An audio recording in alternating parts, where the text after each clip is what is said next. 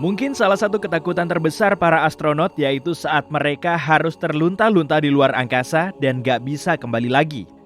Bayangin aja, semisal kamu mulai menjauhi stasiun luar angkasa internasional menuju hamparan kegelapan karena suatu insiden. Kamu terus melayang-layang di area kosong berupa ruang hampa yang dingin. Tapi untungnya, kamu masih punya kesempatan untuk selamat. Kita lihat gambaran detailnya aja yuk. Jadi, kamu lagi berada di stasiun luar angkasa internasional, tepatnya di lapisan atmosfer teratas setinggi 402 km. ISS bisa terbang setinggi itu tentu bukan untuk berpelesiran dong. Gravitasi bumi terus-terusan menarik stasiun ini. Supaya nggak jatuh, ISS harus mengorbit planet kita dengan kecepatan sekitar 27.353 km per jam. Kecepatan segitu sudah cukup mampu melawan tarikan gravitasi bumi. Tapi, di dalam ISS, kamu nggak akan bisa ngerasain kecepatannya saat memasuki ruang angkasa. Kamu terus melayang-layang sambil melihat bumi berputar. Tapi masih ada banyak reruntuhan luar angkasa yang bergerak ke arah berlawanan. Dari sudut pandang astronot di ISS, kecepatan objek ini sangat tinggi. Kamu mulai mengenakan pakaian astronotmu. Baju ini dilengkapi dengan suplai oksigen dan kompartemen air, supaya kamu tetap bisa minum saat menjalankan misi. Sebentar lagi, kamu akan berjalan memasuki ruang angkasa. Tapi kamu perlu menuju pintu khusus bernama airlock dulu. Setelah sampai, kamu melihat dua pintu. Kamu pun segera memasukinya dan menutup pintu pertama untuk memblokir akses menuju oksigen stasiun. Kemudian, kamu ngebuka pintu menuju luar angkasa. Sebentar lagi, kamu akan melakukan spacewalk. Ada sejumlah alasan kenapa kamu bisa berada di luar angkasa kayak gini. Mungkin kamu lagi ngadain eksperimen ilmiah untuk nyari tahu aktivitas berbagai objek di luar angkasa.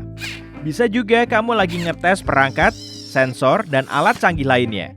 Mungkin kamu lagi melakukan perbaikan komponen yang nggak berfungsi atau menjalankan perawatan rutin di ISS. Sebelum memasuki ruang hampa, kamu mengikatkan baju antariksamu pada tali yang tersambung ke badan pesawat. Kamu juga bisa mengikatkan peralatanmu pada tali kecil supaya obeng dan kunci pasmu nggak hilang. Kamu mendorong tubuhmu dari pesawat dan mulai bergerak seperti berenang di bawah air. Sebelum keluar ke area dengan gravitasi nol, astronot juga berlatih di kolam renang besar. Kamu mulai berpegangan pada bagian pesawat sambil bergerak menuju komponen yang perlu diperbaiki. Kamu perlu ngebenerin apa? Mungkin ngencengin skrup kecil aja ya? Seorang astronot pernah bilang, hal sekecil apapun akan sangat sulit dilakukan di luar angkasa. Kamu memakai pakaian besar yang bisa memperlambat gerakmu. Tubuhmu jadi kelihatan kaku. Baju ini juga bikin kulitmu gatal-gatal. Perbaikan seperti ini bisa berlangsung sampai berjam-jam. Selama proses ini, keringatmu terus bercucuran. Mungkin salah satu filter pakaian astronotmu telah rusak deh.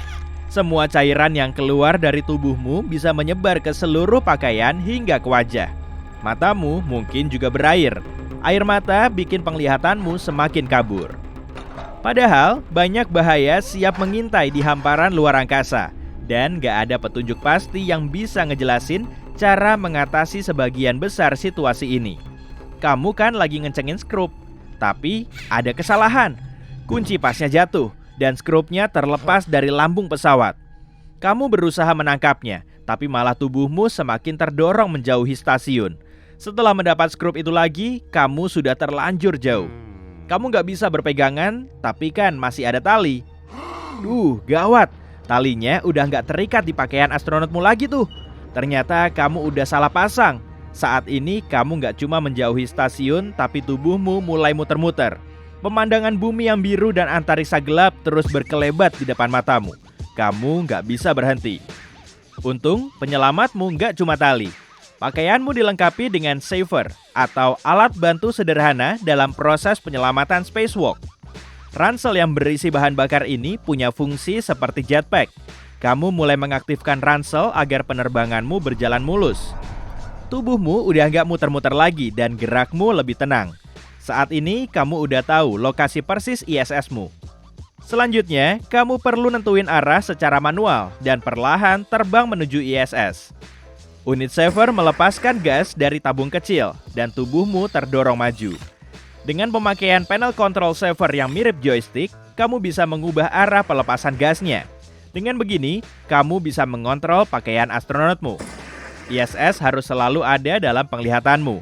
Ayo pencet joystickmu untuk mengaktifkan tabung gasnya. Tapi jangan buru-buru juga ya. Kamu perlu menstabilkan gerakan majumu. Kalau sampai salah pencet tombol, kamu akan muter lagi dan nantinya malah makin sulit pulang lagi. Tiap astronot menghabiskan waktu selama berjam-jam di simulator virtual reality agar bisa ngerasain suasana di luar angkasa. Kamu sudah tahu cara mengontrol savermu dan perlahan mendekati ISS. Jangan sampai ransel ini malah bikin gerakmu terus ngebut ya. Kalau ngebut, kamu perlu muter tabungnya ke arah berlawanan untuk mengurangi kecepatan. Selain itu, kamu bisa nabrak ISS dan malah ngerusak baju antariksamu. Akhirnya, kamu sampai di ISS. Sekarang kamu perlu berpegangan sambil bergerak menuju airlock. Rasanya kok mirip-mirip kayak mendaki gunung di bawah air ya. Kamu sudah sampai di airlock. Tapi kita bikin kilas balik laginya yuk. Menuju momen saat kamu menjauhi ISS. Jadi, kamu mulai memakai ransel agar gerakanmu lebih lancar. Perasaanmu semakin gugup dan gelisah. Kamu asal mencet joystickmu hingga tabungnya bergerak ke berbagai arah. Beberapa menit kemudian, kamu belum juga mendekati stasiun. Padahal bahan bakar dalam saver telah habis.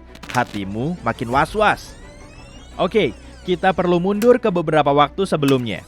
Kamu menjauhi ISS, lalu memakai saver dan memperlambat putaran tubuhmu. Saat ini, kamu menghadap ISS dan mulai mendekati stasiun itu dengan penuh perhitungan. Semuanya berjalan lancar, tapi tiba-tiba ada gerakan. Serpihan logam kecil dari satelit tua telah menabrak saver dan langsung merobek ranselmu.